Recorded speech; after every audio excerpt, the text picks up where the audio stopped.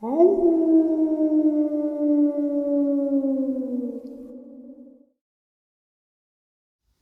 and salutations, folks. I hope everyone is doing well, and welcome to today's upload. Before we jump on into it, a couple quick links. As many of you may know, I rely on Patreon, PayPal, channel membership, and the merch to help the channel to continue to grow and go. Links to Patreon, PayPal, and channel membership is in the description below. Merch displayed directly under the video. And also, Dogman Frightening Encounters, Volume 1 through 3, the audiobook versions. They were written and researched by Tom Lyons, narrated and produced by me, Jeff Nadolny. These audiobooks are available on Audible, Amazon, and iTunes, links to which are also in the description as well. Finally, last but definitely not least, if you'd really like to help support this channel to continue to grow and go, simply subscribe. It does not cost a cent. Click the like button, takes half a second. If you don't want to miss out on any of the informative uploads that I put out daily, click that bell icon, and folks, please leave a comment and share the video. Why? Well, because these things, they really do help this channel to continue to grow and go. They definitely do matter, and I do appreciate them. And with that, I have taken far too much of your time. Let's jump in to today's upload, shall we? The following information is from abductee Krista Tilton, an attractive blonde or Nordic-appearing woman who relates some remarkable contactee and abduction type experiences which she had involving the Dulce base. Krista was kind enough to take the time to contribute her own fascinating experience to this work and answer several questions so that other abductees like herself may better understand their confusing encounters with alien abductors or even underground facilities.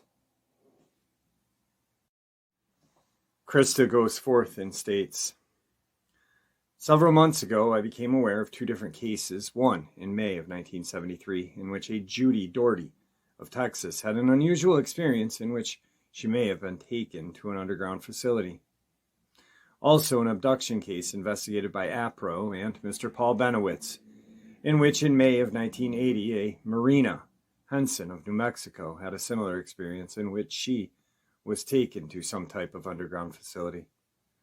Since I'm doing the investigation into my own underground experience, I found that to be of any help to myself or anyone else that may have had a similar experience, I was going to have to make myself read their transcripts. For several months, I would procrastinate because I suppose subconsciously I did not really want to relive this experience I had. By reading about another person's experiences, now I'm glad I did. I finally am going to reveal some of many correlations of all three of our cases in hopes that others will come forward with more information. My experience happened in July of 1987. I had about a 3-hour missing time in which later, under hypnosis, I relived the most unusual night of my life. I did not go willingly to the craft. Two small aliens dragged me by my two arms on my back to the craft after they rendered me unconscious. The next thing I remember is waking up on a table inside of some type of small craft. A guide greeted me and gave me something to drink. I now believe it was a stimulant of some kind because I was not sleepy after I drank the substance. I was taken out of the craft, and when I looked around, I noticed that I was standing on top of a hill. It was dark, but I saw a faint light near a cavern. We walked up to this area, and it is then that I saw a man dressed in a red military-type jumpsuit, like a pilot would wear. My guide seemed to know this man as he greeted him. As we came closer, I also noted he wore the same type of patch and was carrying an automatic weapon. When we walked into the tunnel, I realized we were going right into the side of a large hill or mountain. There, we were met by another guard in red, and then I saw a computerized checkpoint with 2 cameras on each side. To my left was a large groove, where a small transit vehicle carried you further inside. To my right, it looked like a long hallway where there were many offices. We took the transit car and went for what seemed like a long time to another secured area.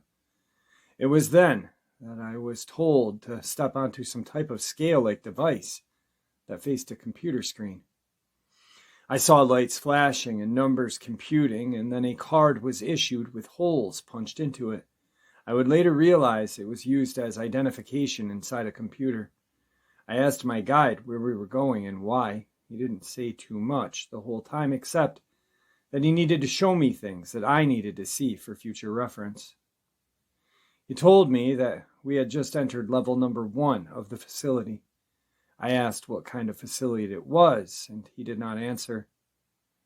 This story is very long and detailed, and I hope to write more about it, so I will highlight some of the things that I saw. It is taken to a huge-looking elevator that had no door. It was like a very large dumbwaiter. It took us down to level 2, where there were 2 more guards in different colored jumpsuits. And I had to go down a large hallway and saw many offices that had computers that lined the wall. As we walked by, I noticed the lighting was strange in that I couldn't see the source of it. Other people walked by and never once acted like I was a stranger. I felt I was in a huge office building where there were many employees and many offices and cubicles. I then saw an extremely large area in which, like a giant factory, it looked like. There were small alien-type craft parked at the sides. Some were being worked on underneath, and it was then that I saw my first gray-typed alien. They seemed to be doing the menial jobs, and never once did they look up as we passed. There were computers posted everywhere. Then we arrived at another elevator and went down to level 5. It was then that I felt a sense of extreme fear and balked. My guide explained that as long as I was with him, I would not be harmed. So we got off and I saw guards posted there at the checkpoint. This time they were not friendly, and they were issuing orders right and left. I noticed that 2 guards seemed to be arguing about something, and they kept looking over at me. I wanted to find the closest exit out of this place, but I know I had come too far for that. This time I was asked to change my clothes.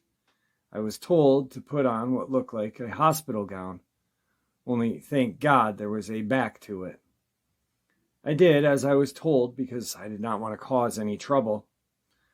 I stepped onto the scale-like device and suddenly the screen lit up and I heard a strange tone and frequency that made my ears hurt.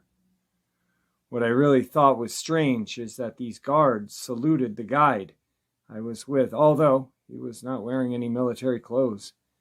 He was dressed in a dark green jumpsuit, but it had no insignia that I know of.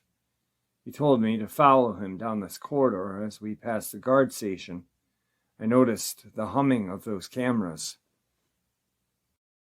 As they watched my every move, I was taken down another hall, and it was then that I smelled this horrid smell, contrary to Judy and Marina's story. I knew what I was smelling, or at least I thought I knew. It smelled like formaldehyde. Because of my medical background, I felt probably more comfortable with this situation because I had gone through it so many times before. We came to a large room, and I stopped to look inside. I saw these huge, large tanks with computerized gauges hooked to them, and a huge arm-like device that extended from the top of some tubing down into the tanks. The tanks were about 4 feet tall, so standing where I was, I could not see inside of them. I did notice a humming sound, and it looked as if something was being stirred inside the tanks. I started to walk closer to the tanks, and it was at that time that my guide grabbed my arm and pulled me roughly out into the hall. He told me that I was not necessary to see the contents of the tank, that it would only complicate the matters. So we went on down the hallway, and he guided my arm into a large laboratory. I was amazed because I had worked in a laboratory before, and I was seeing machines that I had never seen before.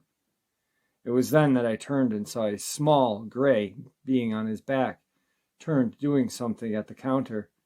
I heard the clinking of metal against metal. I had only heard this when I was preparing my surgical instruments for my doctor in surgery. Then my guide asked me to go and sit down on the table in the middle of the room. I told him that I would not do it, and he said that it would be much easier if I just comply. He was not smiling, and I was scared. I did not want to be left in this room with this gray alien. About the time I was thinking this is a human man entered.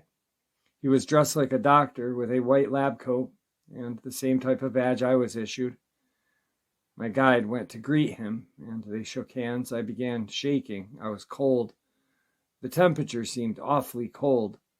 My guide smiled at me and told me he would be waiting outside, and I would only be there for a few moments. I began to cry. I cry when I get scared. The gray alien took a look at me and turned around and began to continue what he was doing. The doctor called for more assistance, and it was then that one of the other gray aliens came in. The next thing I knew, I was very drowsy. I knew that I was being examined internally, and when I lifted my head, I saw this horrid gray alien glaring at me with large black eyes. It was then that I felt a stabbing pain. I screamed, and then the human doctor stood next to me and rubbed something over my stomach. It was cold. The pain immediately subsided. I could not believe what was happening to me all over again. I begged for them to let me go, but they just kept working very fast. After they had finished, I was told to get up and go to the small room and change back to my other clothes. I noticed blood if I had started my period, but I continued to get dressed, and when I came out, I saw the guide speaking with the doctor in the corner of the room. I just stood there helpless. I felt more alone than I ever had in my entire life. I felt like a guinea pig. After we left the laboratory, I was silent. I was angry at him for allowing this to happen to me again, but he said that it was necessary. He told me to forget about it. I see more aliens pass us in the hall. Again, it's as if I was a ghost. I asked my guide to please explain this place to me. He told me it was a very sensitive place and that I would be brought back here again in a few years. I again asked him where I was, and he told me that I could not be told for my own safety. We then got into a small transit car, and it took us to the other side. It was there that I saw the most disturbing things of all. Unlike the other two women, Marina Henson of New Mexico, who was abducted to the Dulce base in May of 1980, and Judy Doherty of Texas, who had a similar experience in May of 1973 that was investigated by APRO, and Paul Benowitz, who saw cows being mutilated. I saw what looked to me to be people of all different types standing up against the wall inside a clear casing-like chamber.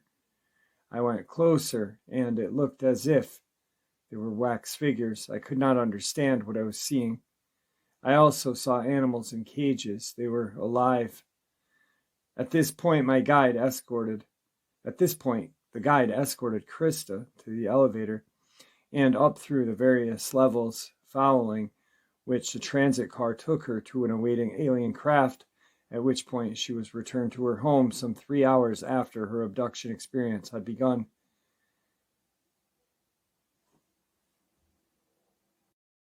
Incidentally, Krista claims to have experienced contacts with human-like beings from other worlds, one alien by the name of Maijan, who has dealt with Krista all her life and always wore an emblem of a feathered serpent, possibly symbolic of the ancient Mayan deity Quetzalcoatl. He also claims to have ancestors from the Aztec and Mayan race, as do several of the Talosians inhabiting the colony under Mount Shasta, California. Krista Tilton admits that of the human-like Pleiadians and Lyrans she has encountered, aside from her encounters with the short, tall gray, range from a strict non-interventionalist to a imperialistic factions who believe that conquering the planet Earth is justified as a means to subdue their perceived enemies on or below the surface of this planet. This may imply that the Draconians have, as many sources claim, maintained underground command centers beneath the surface of the planet Earth, from where they direct many of their interventionist interstellar activities. In addition to above, Krista was kind enough to answer some questions. This is an introduction by Krista. I've been investigating underground bases and Dulce, actually underground bases all over the world since 1987. I've had some good experiences and I've had some bad ones with aliens, etc. Question number 1. Have you seen any people who are being held captive underground during your abductions to Dulce and other bases? Her answer: first of all, let me state, there is more evidence now to prove that a base did indeed exist back in 1987 when I was abducted, about 8 years following the Dulce War, after which joint interaction ceased for a period of 2 years, and it was in the process of being dismantled. A lot of times the government will have underground bases for different purposes and then will shut them down, board them up, concrete them in or whatever, and go on and build another base somewhere else. What I will tell you is this. Let me stick with the question. You asked me, did I see any people being held captive during that abduction to Dulce? I remember seeing some individuals as I walked by. They looked as if they were in suspended animation. I went up to the clear casing that they were being held in. I put my hands on the casing and leaned towards them to see if I could get some kind of response. I did not. I could not discern whether they were dead or alive at that point. They were just not moving. And I could not see whether or not there was any fluid. I think that the casings were free of any fluid in this particular case. As far as my being taken to any other bases right now, I'm not going to comment on that because I'm still researching that. There has been speculation by and information from an Air Force officer at Kirkland Air Force Base that I, along with some other women and men, have been more than likely abducted and taken to underground research facility near Kirkland Air Force Base. It is in the Manzano mountain range south of Kirkland Air Force Base, where the nuclear testing was going on at the time. Question number 2. Did any of the alien or human contacts mention Dulce Wars? No, the alien beings that I came in contact with while underground did not speak to me. The human contacts did, but no. They did not mention any kind of wars going on there, so at that particular time, I was not aware of any kind of power struggle going on. I was taken there for specific purposes, I think. And once that was done, I was rushed out of there. I don't think any kind of knowledge like that in particular would have been given to me. There wouldn't have been any kind of reason to give that to me. Third question, what kind of reptilians, if any, have you encountered? Answer, I am almost virtually positive that I don't believe I have come across any reptilian aliens at all. The only types that I have been associated with most of my life have been small gray aliens, the ones that I call workers. These are beings that I believe are soulless beings that are workers for an established alien race. They are given certain chores, certain jobs, just like we would if we worked for a large company. There are some taller gray aliens, and I have encountered.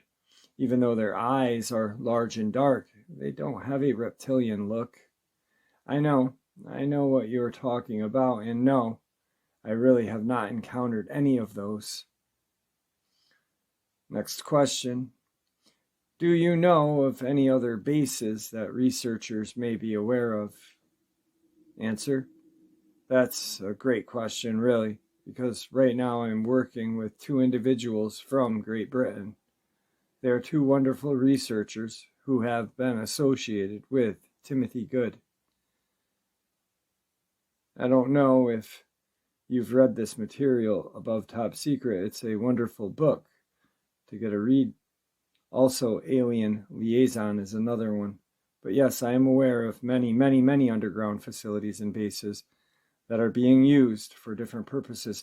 Most of the underground bases are being used for covert purposes or otherwise purposes involving governments who are doing certain types of testing that they consider would be safer to do underground.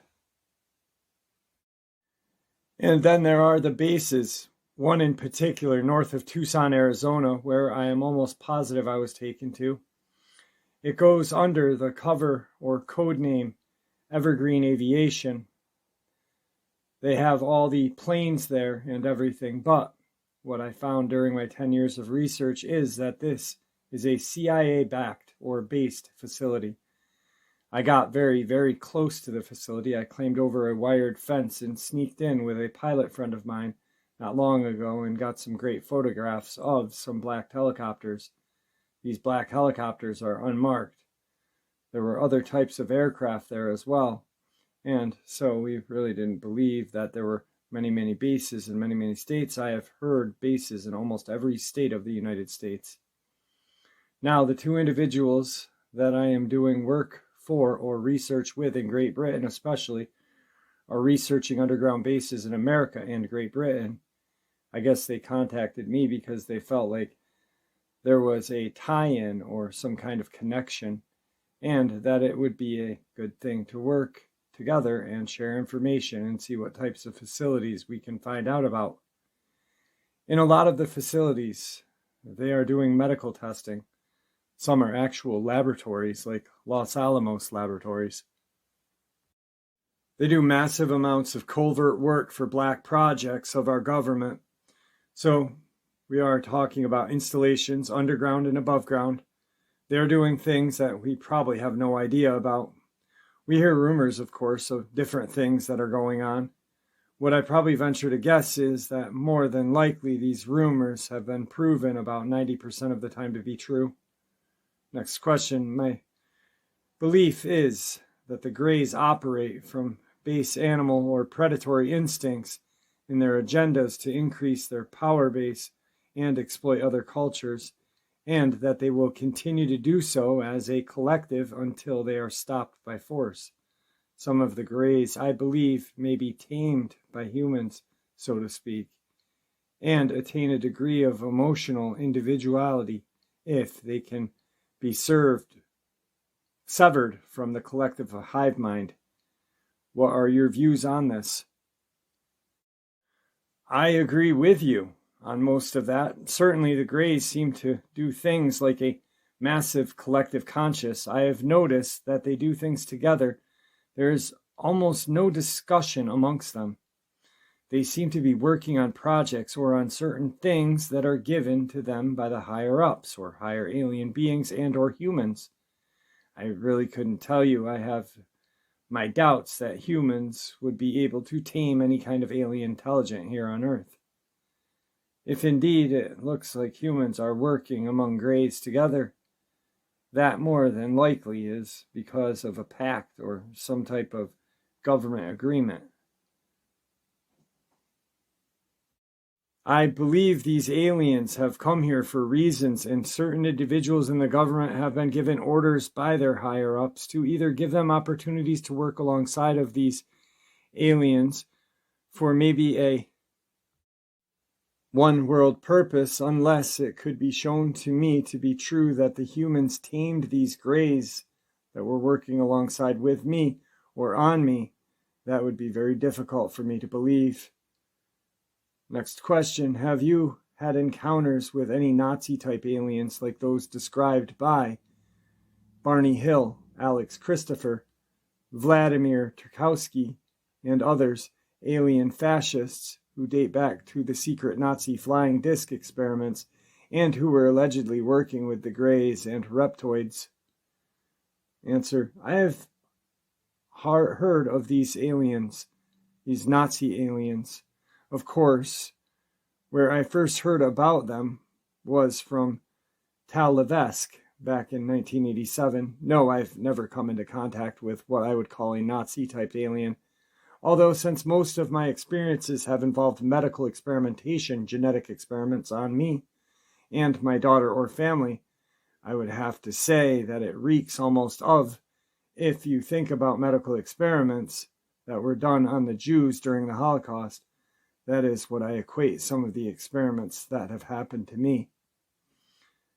It's strange because I'm part German. I come from a family of originally from Germany. So I do have some German blood in me, but I'm not leaning one way or another. And as far as being a bigot is concerned, I am very, very open to all races, creeds, colors of people working together to establish a wonderful world, if that would be possible. But anyway, no, I have not encountered these Nazi types, and I've certainly heard a lot about them. I've heard that they are very mean-spirited aliens. I don't know what their agenda is, since I have not had contact with these types. I really have no reason to do research on them. And also the same goes for the tall reptilians, although many, many friends and other researchers have contacted me telling their tales of these reptilian alien races. The next question: what are your views of a possible congressionally backed takeover of Dulce base in the future? And what would be your views on dealing with the problem supposing the Greys did not surrender? Answer: through all of the research that I have done and all of the proof that I have come up with, the many times I have been up there poking around with researchers and other individuals, we are almost positive now. I don't know if you haven't heard. You may have heard the rumor, or although it was a rumor, but I am of a belief system now that this base is or was deserted and is no longer being used by our government. For what reason, I'm not sure. I believe a lot of it had to do with if there is indeed a military action there, which we have found proof of. We found some spent military charge casings up near where we think one of the base's openings are. We found sea ration cans. We found different types of antenna that governments would have used for communications. These are things that have been found up in these mountainous areas. If you've ever been there, you'll know what I'm talking about. These things tell me that my research partner, indeed, there was some type of military response there in the past. The areas I speak about that my research partner who lives in the area claims were some of the openings to the base have been concreted, cemented up. Now that's been done by somebody. So we know that some type of government official company, we believe it to be CIA-backed organization that was there. In my Dulce papers, I show an area of a ranch just north of the Archuleta Mesa. Near, we have been unable to track or find the individuals who have owned this property now for many years. What we've been told by individuals who lived in or around the area is that there is a landing strip on that particular property. There are large towers. I did get onto the property and close up enough to get pictures of these bulletproof towers that were sitting on the property. There were about 20, and there are only 5 there now. We're wondering why they were taken out and where they were taken. Anyway, I've got pictures of those. These are not just fire towers. Some people try to explain them away by saying, oh, those are just so our ranchers could go up into the towers and look for fires and things like that. The strange part about this is that you walk up the towers and there is dark black glass. You couldn't look through or see. And it's bulletproof. That's what's strange, is the opening. You are unable to get into these towers.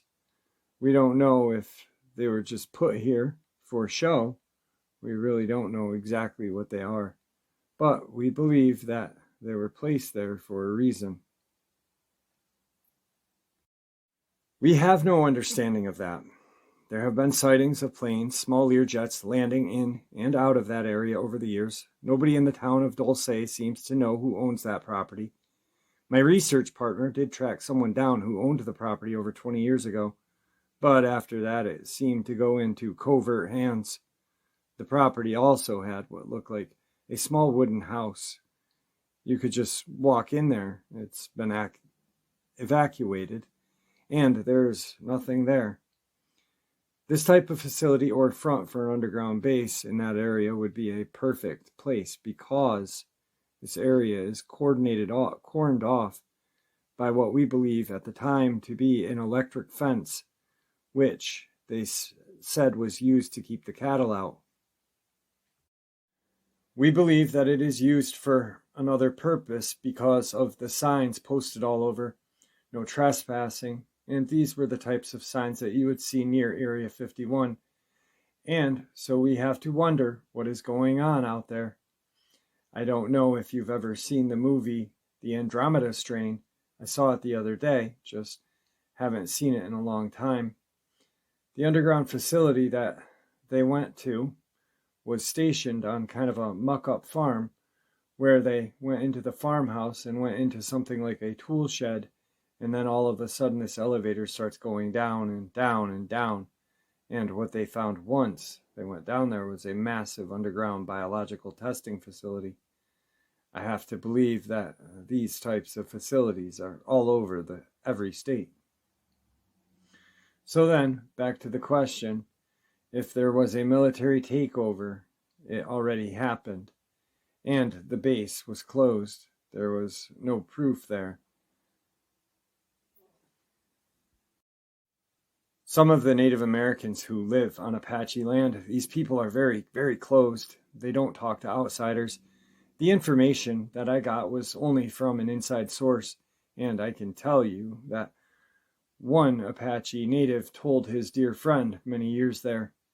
He said that he was going up through a mountainous area, up through the Archuleta Mesa and back into the hills, and was walking alongside of a ledge. All of a sudden, he felt some dirt falling on his head. And so, of course, if you're walking around in this deserted area and you felt something fall on your head, your immediate response would be to look up. And he did. He looked up, and what he saw horrified him. This is a man. He is a man in his 60s. This man looked up and saw. This is what he told his friend. I saw a gray being with large black inky eyes staring down at me over a ledge, and it looked like a large rock had been swiveled out, was sticking out of the side of the mountain, and he did a double take and looked away like someone who would just rub their eyes. Oh, I'm just seeing things, but then he looked back and he saw it again.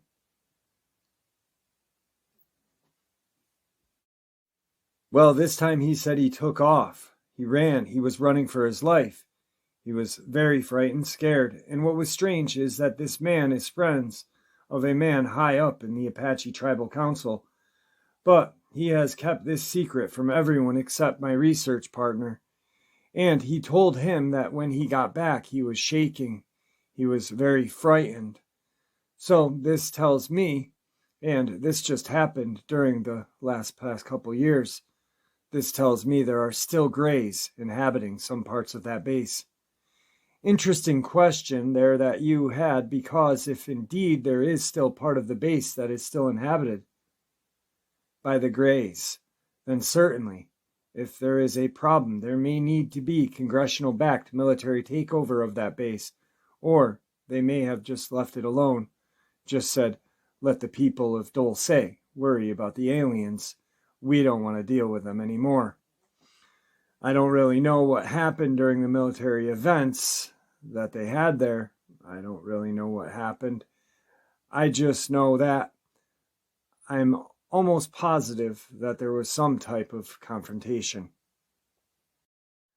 So anyway, who knows? Who can say for sure? All I know is that there are a lot of these individuals that come up with different stories.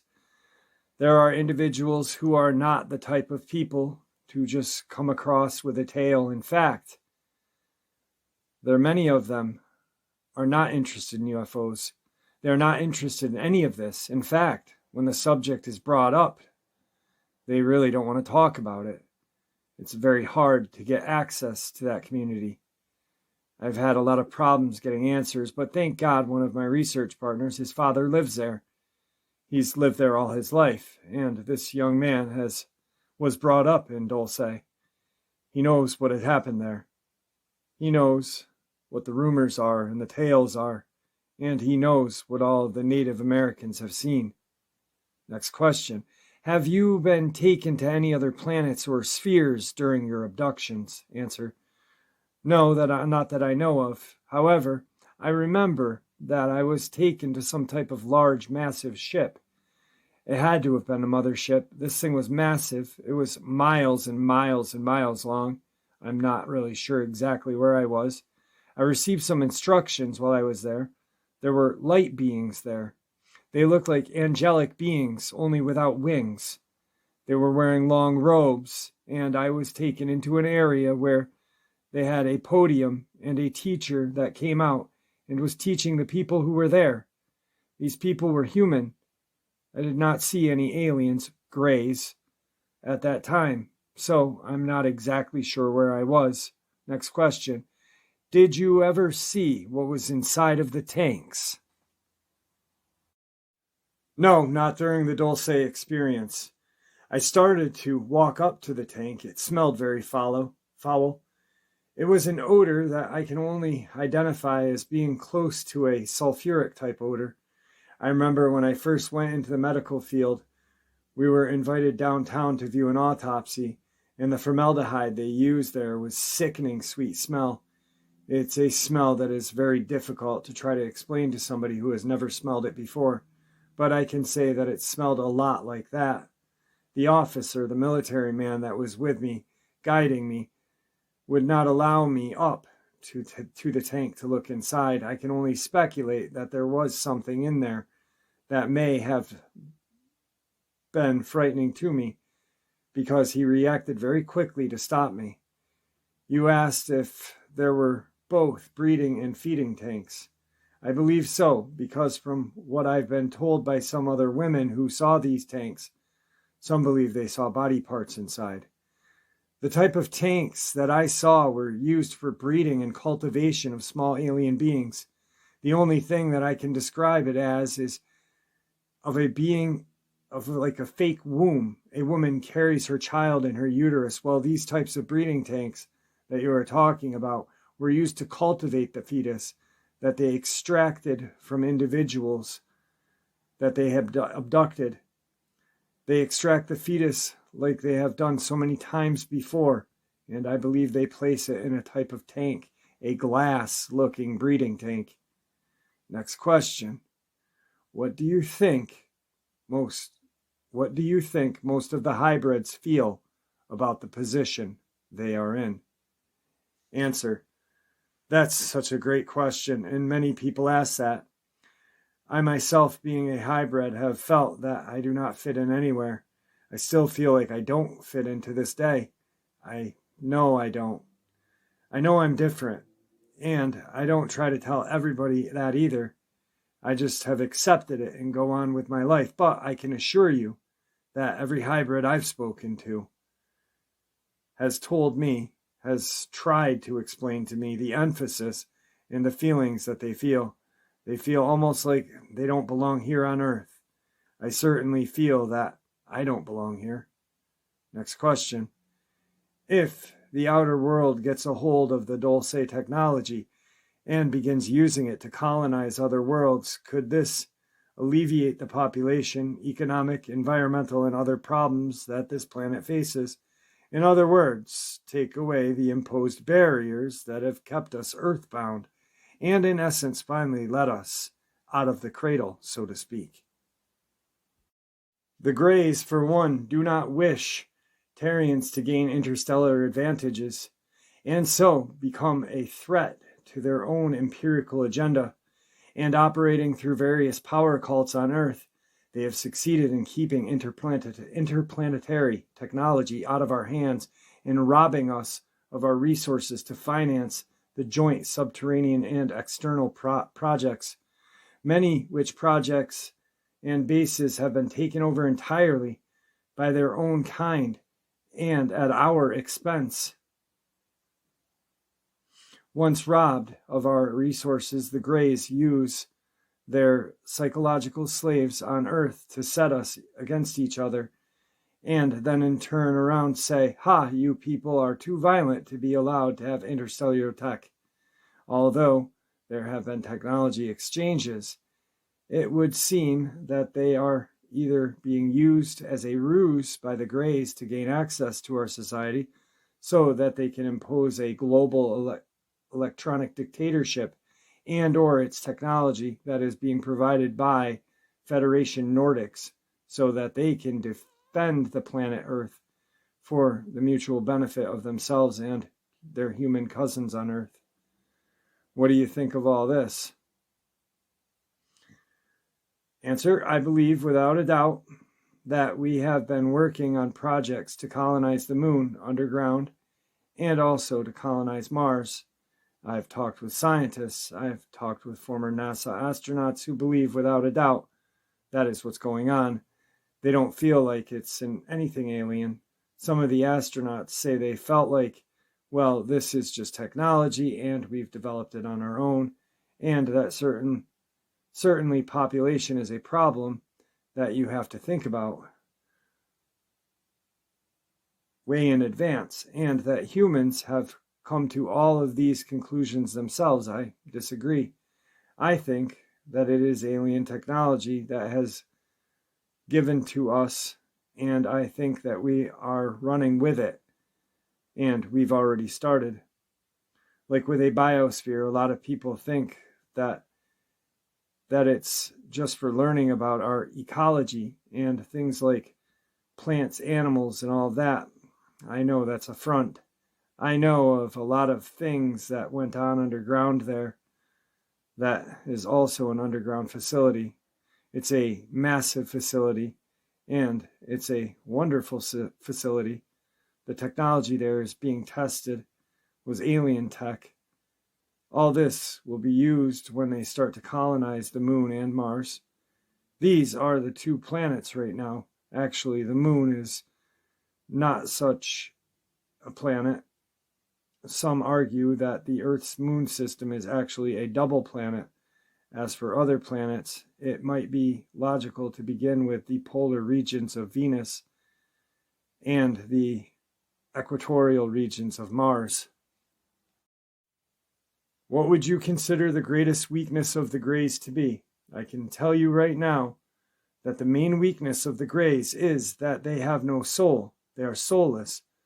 Do not allow them to tell you otherwise. Some of them have been known to try to impart some type of false religious prophecies on people that they have abducted.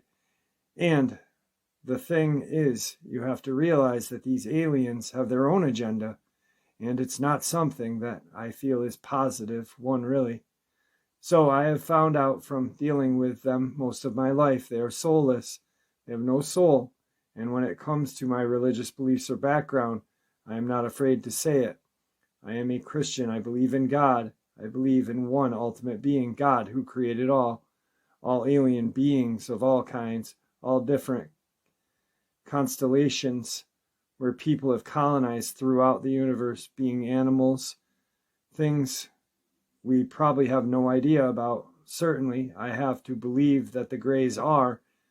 The only way I can describe it is that they are an empty case. There's nothing there other than superior technology type brain apparatus up in their skull area. Otherwise, they are no use to us, really. They are really of no use. They are used to impart different technologies and give us info. But as far as trusting them, I don't trust them as far as I could throw them. What do you think our greatest strength as human beings are? Well, our greatest strength is our belief in God. Our greatest strength is that ability. And our only connection with each race is our connection with one supreme being, God. Now, I do believe that God saw at some point in our history the need for someone to guide us into the positive way of living. I believe that Jesus was born as an example of the way that God would want us to live our lives.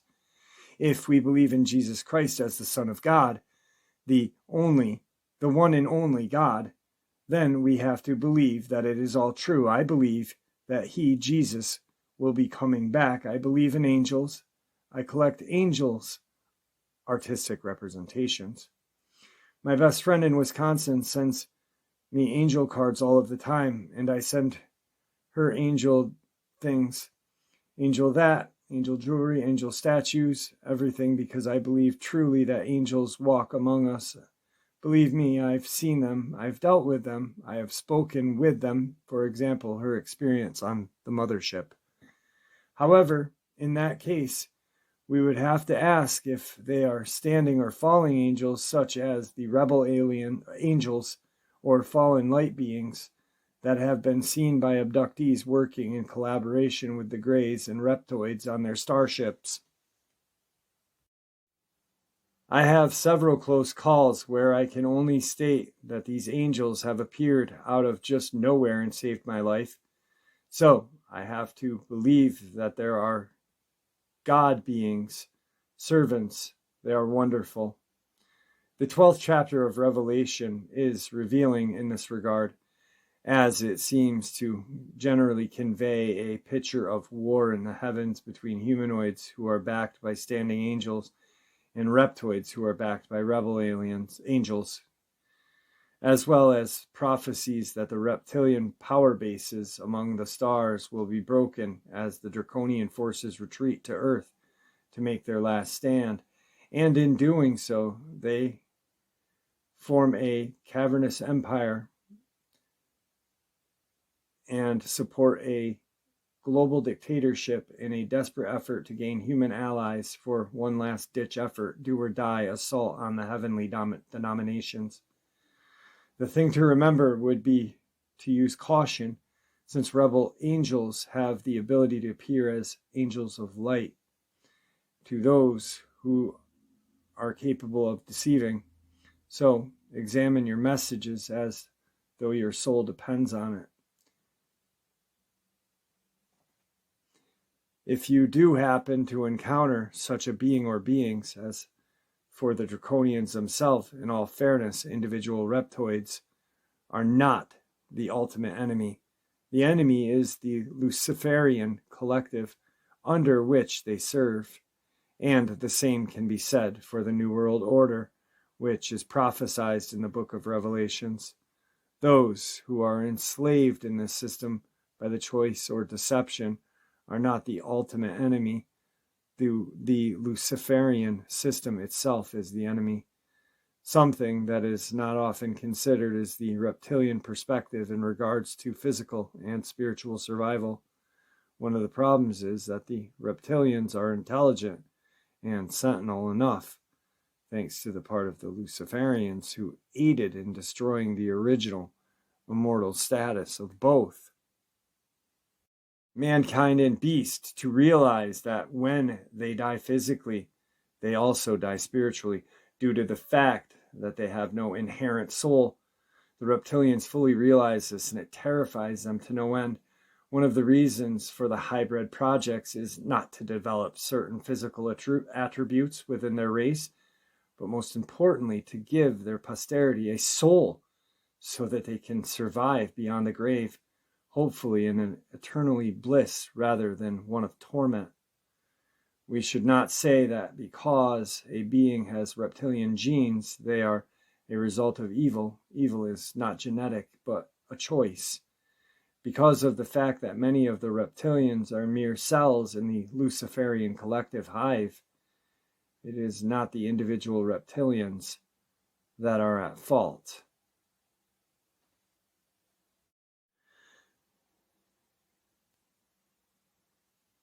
First, however, we must accept that a divine order was originally established for the universe, beginning with the Almighty Creator and descending through the various angelic hierarchies throughout humankind, followed by the reptoid race, who originally held the position somewhere between mankind and the beasts, and following this, the lower animal kingdoms, and finally, the nature kingdom itself. This is the original divinely ordered hierarchy through which divine life from the source of all creation cascades down from the higher to lower levels. If this hierarchy is broken, like it was as a result of the intervention by the fallen angels, then unity and continuity is destroyed and chaos reigns. The following is a case similar to Krista Tilton's case. It is the Donovan Masters story. The following is what I believe to be a very real experience, which I believe ties into the experiences of Krista Tilton. 3 of my friends and I were taken to what I perceived to be an underground government facility or UFO base. I say friends because that is how I perceived them. Although I had not met them at the time, I remember feeling as though I had been drugged. As if everything was kind of going in slow motion, we were placed on and strapped to a conveyor belt by our wrists and ankles. The conveyor was activated, and as it began to move, our bodies were passed through blocks of pure, intense light. These blocks of light, perhaps laser scanning devices, were either green or blue in color. At each block of light, there was what I perceived to be a robot controller. They also were either green or blue in color. Their color corresponded to the color of the light in front of which they stood. The robots were in a human form, but with no distinguishable human characteristics. Along the wall in the first room were barrels of some substance which had a pungent odor. These barrels were stacked, one on top of another. Suddenly, we were on a different conveyor belt, or at the end of the first one. As the belt moved around in a circular console, it stopped. There were 2 men, human in form and characteristics, seated at the console.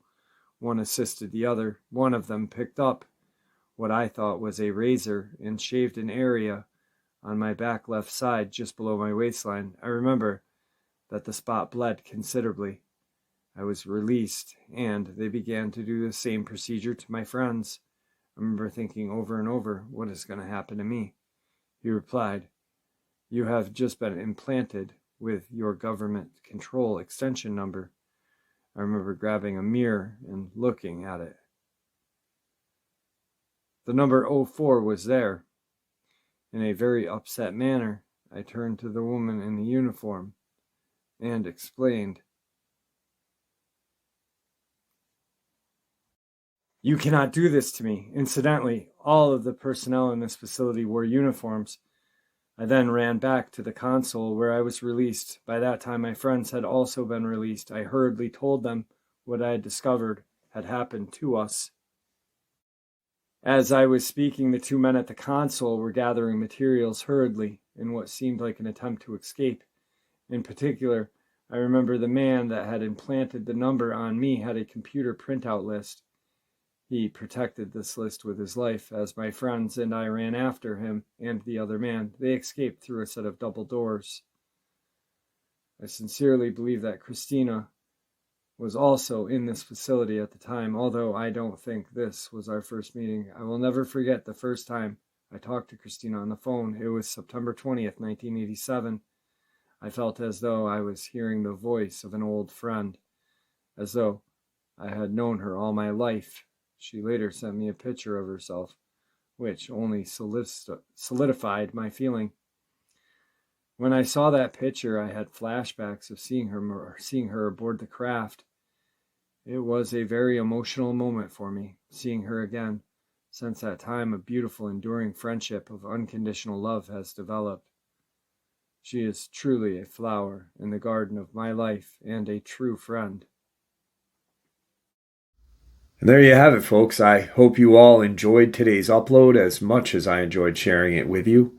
I'd really like to thank you all for supporting the channel. It is, after all, your support that helps the channel to continue to grow and go, and what gives us all a place and a chance to share our experiences and theories judgment-free.